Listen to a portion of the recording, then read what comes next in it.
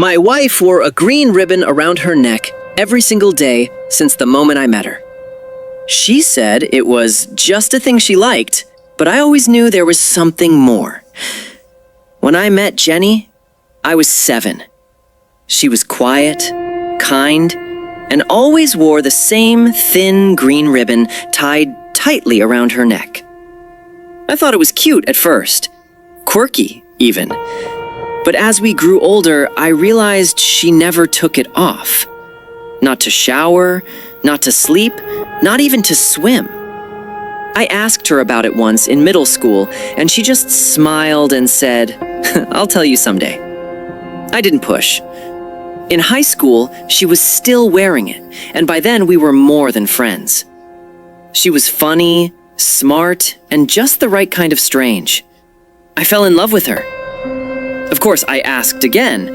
She laughed and said, "One day, okay?" So I let it go.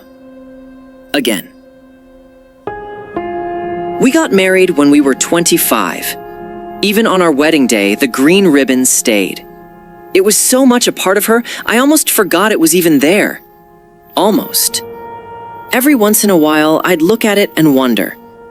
She always changed the subject before I could finish the question. Years passed.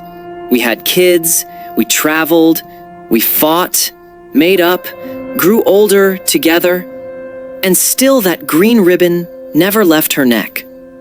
By then, it was like a part of her skin. I eventually stopped asking. But on the night Jenny fell seriously ill, when the doctors told me it was time to say goodbye, I held her hand and whispered the question I had asked 100 times before. "Can I finally know?" She looked at me, tired but peaceful, and said, "Yes, you've earned it." With shaking fingers, she reached up and untied the ribbon. And just like that, her head slipped off her shoulders and rolled into my lap. She never screamed. She never looked scared. It was like she had been waiting her whole life to finally let go.